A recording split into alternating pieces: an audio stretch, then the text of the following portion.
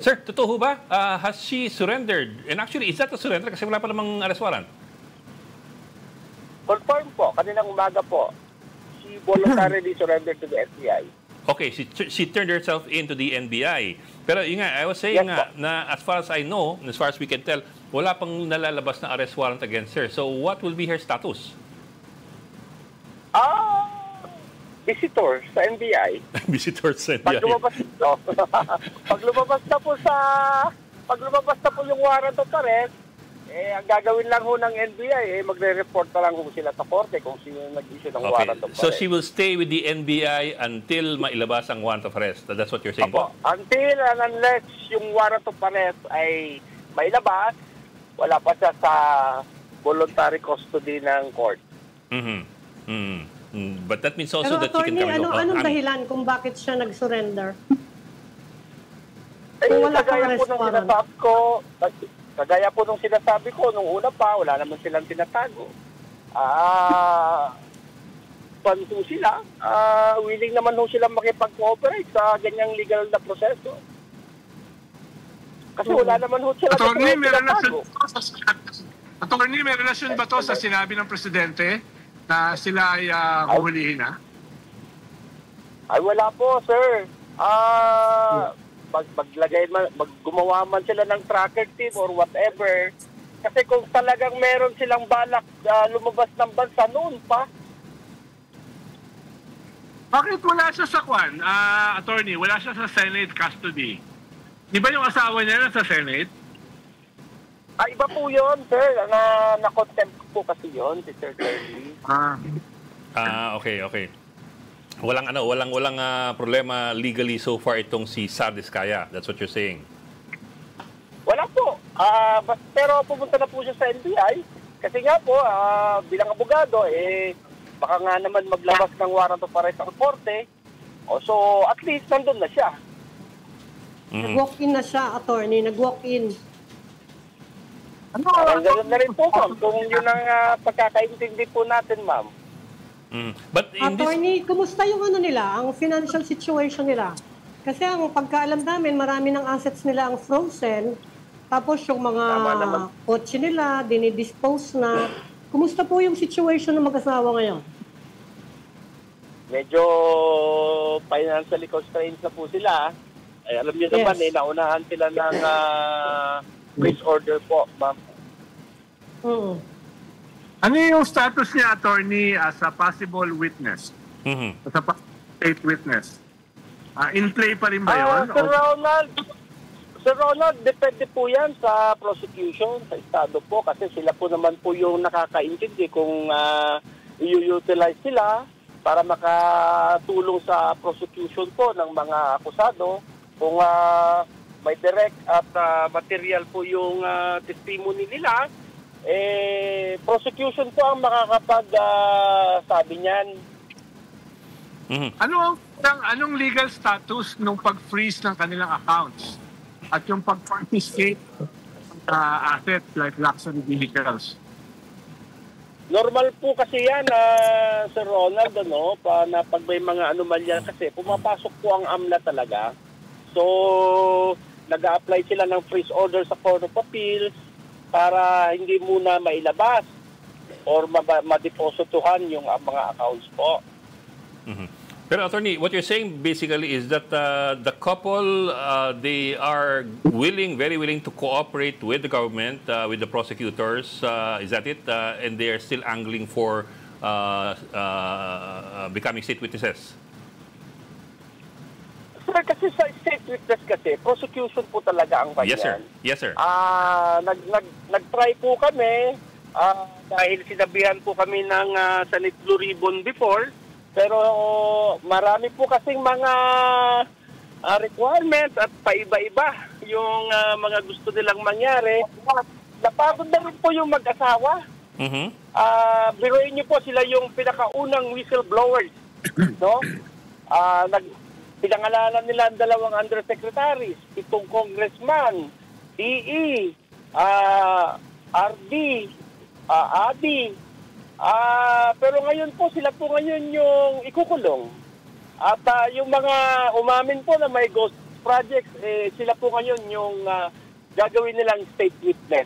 At nakakalungkot po, itong kaso po ito na may pending issuance of warrant of arrest, ay yung project po ay tapos na. Hindi naman po ghost project. Ano po? Tapos na yung project? Tapos po yung pero project. attorney, Kahit po magpa-imbestiga kayo sa mga field reporters po nung sa Davao. pero attorney, sinasabi niyo buhay pa rin yung kagustuhan nila na maging state witness. Actually, ang mag-approve niyan yung korte. Pero ang isang alam namin na malaking hinihingi ng gobyerno, kung sakasakali lang, restitution. Open ba sila sa ganon? Ma'am, ako bilang abogado, practicing lawyer, na humaharap parati sa korte, ang korte lang naman ho talaga ang makakapag-order ng civil liability o restitution. Oo nga. Wala naman ho sa requirements po talaga ng WPP yan. Ngayon, kung magkaiba po kasi sa WPP at magkaiba sa state witness. Pag sa state witness na po, yun na po yung meron talagang kaso ng naipile sa korte. So, prosecution po yan. Kung sa RTC, naipile yung kaso, yung DOJ po ang mag-utilize sa kanila kung talagang kailangan sila para makonvict kung sino man yung akusado na kailangan nilang convict. Without their direct participation and material cooperation dun sa akusado para makonvict, kailangan po sila talagang maging state witness. But going Pero back pwede to... nating sabihin, attorney, na willing silang mag-restitute.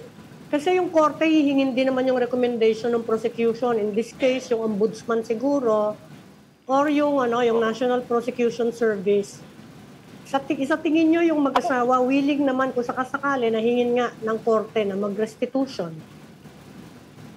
At willing naman po sila. Bakit naman po hindi sila tatalima sa utos ng korte? Ang sinasabi ko po, ma'am, from the start pa lang nung sumabog itong anomalyang ito, cooperative na yung mag-asawa.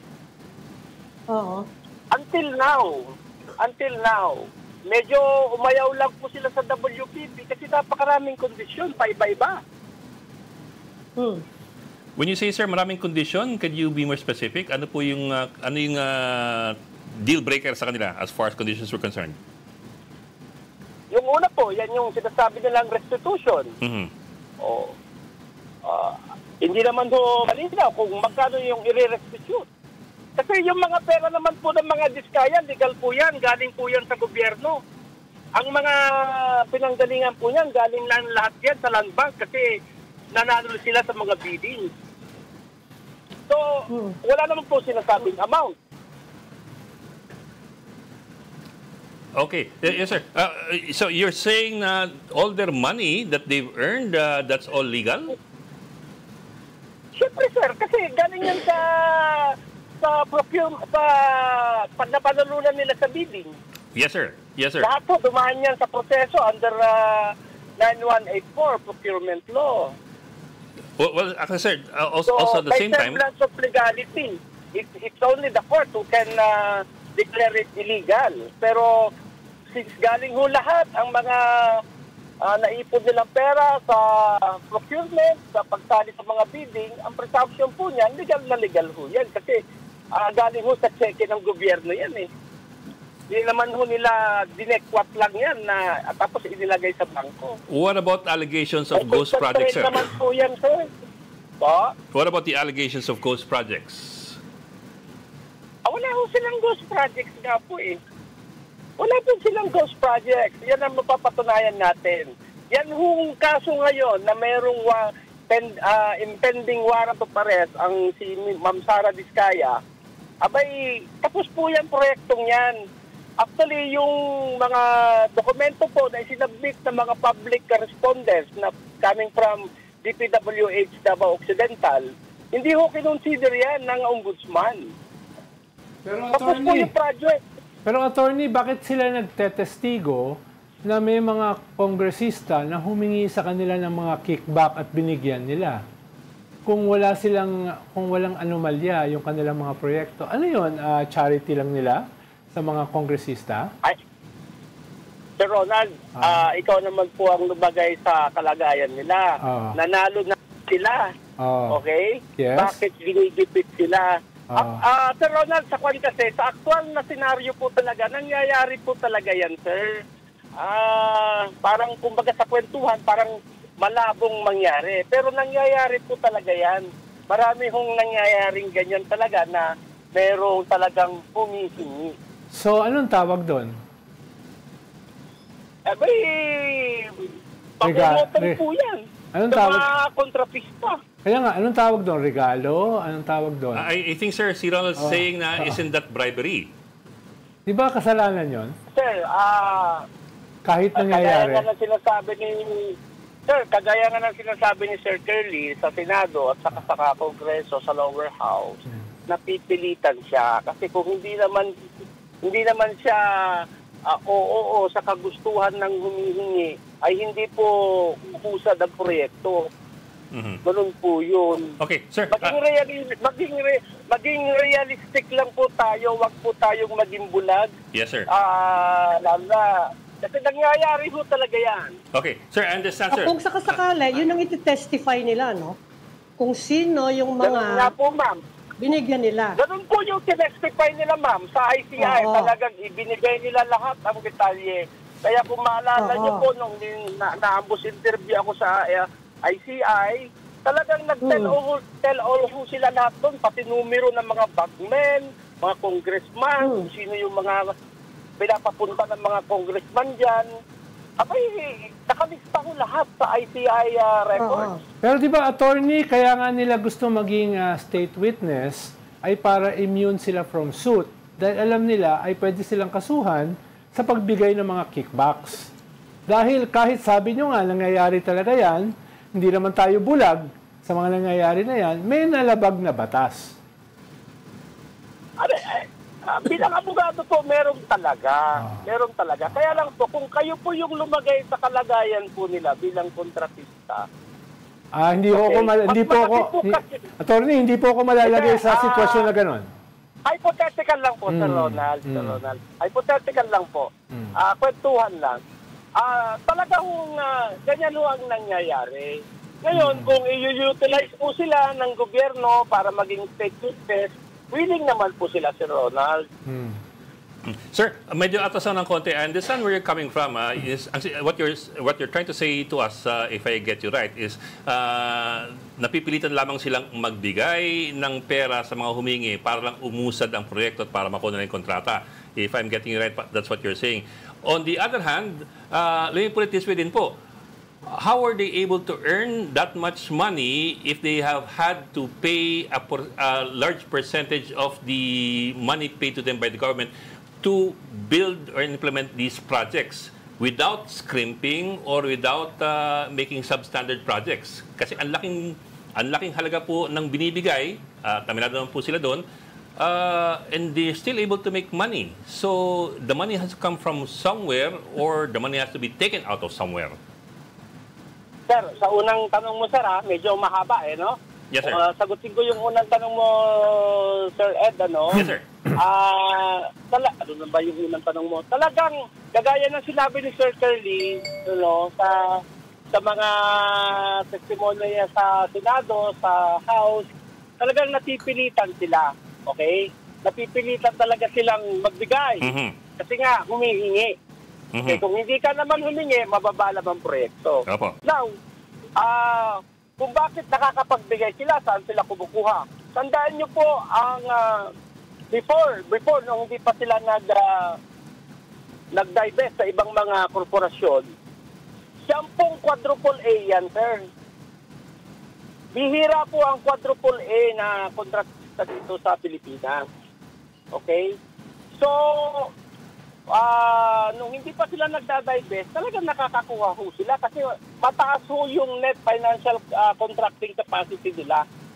Hindi ho kaya nung mga ibang kontratista yan. Sir, Sila lang po yes, sir. nakakakuha niyan. Yes, sir. Sir, you're saying that basically they paid off all these politicians and engineers of the DPWH using their own savings? Tama. Advance po yun, sir. Okay. Coming from their kita. Sir, why are they doing the projects to begin with? Kaya napakahirap po ng kalagayan ng mga kontratista. Kaya naman talaga ang nangyayari sa mga kontratista talaga eh. Kawawa naman pala sila. Kinukuhanan po talaga sila, sir. I get that part, sir, na kinukuhanan sila. Yan po ang kwento ni Sir Curly Vizcaya. Yes, talagang kawawa sila. Lahat ng mga kontratista po, kawawa po talaga. I get what you're saying, sir, na silang kinakwartahan ng mga politiko. Pero medyo nag-aalangan ako po dun sa assertion na they're just using their savings to pay off these politicians. Kasi why are they in this business pa if they're just losing money? If they're giving away their savings to get contracts where they won't even break even. As what you were saying, ang pera nila dating naipon, yung pinanggagastos nila ngayon sa sa mga politikong ito. Wouldn't that not make any sense? Ganito po yan kasi, Sir Ed, Yes, sir. Sa procurement kasi, pag nanalo ka sa bidding, may tinatawag yan na mobilization. Okay? Yung mobilization po yan, inilalabas po talaga yan ng implementing agency. Now, kung hindi pa ho na ilalabas at may sila na nalalo at nilapitan na sila ng politiko, wala ho silang magagawa talaga kundi dumukot muna sa sarili nilang bulsa. Okay. Ganyan po ang nangyayari. Okay, sir. Sige, sir. Bibitaw ko na yung bahagi yan. Attorney, nagtatanungan lang mga tao bakit hindi natuloy yung pag-witness protection. Humingi ba sila ng full immunity from prosecution? Kasi yun ang balita namin, kaya ayaw daw pumayag ng mga prosecutor. Ay, hindi, ma'am. Wala pong ganong usapan. Hindi ho. Kasi bilang abogado, merong sasampa.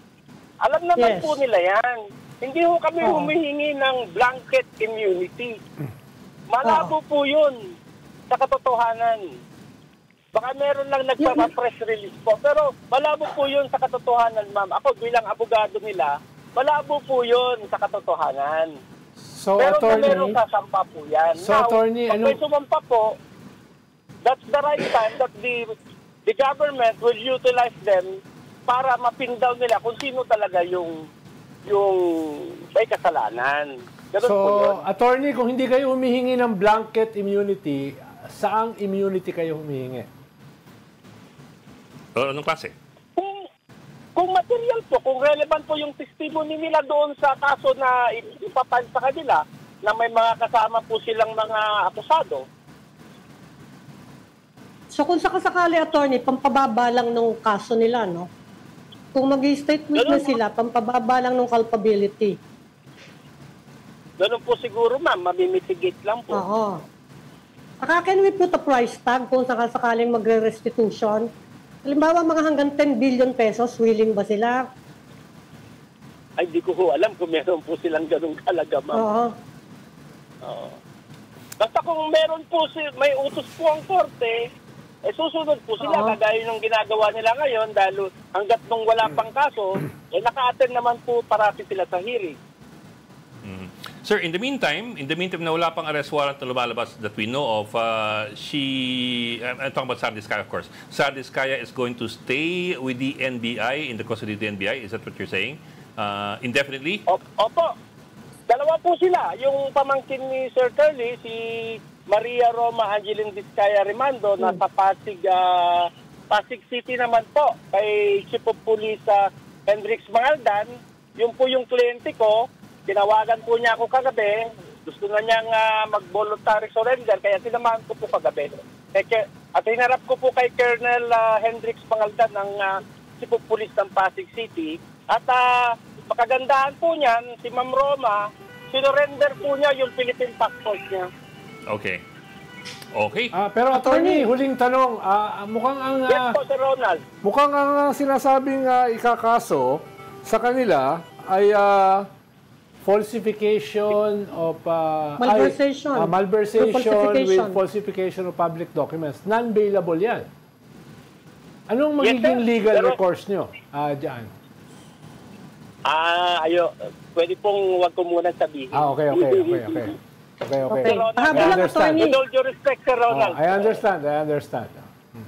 Attorney, pahabol lang, sabi nyo, nag-tell all yung mag-asawa sa ICI eh.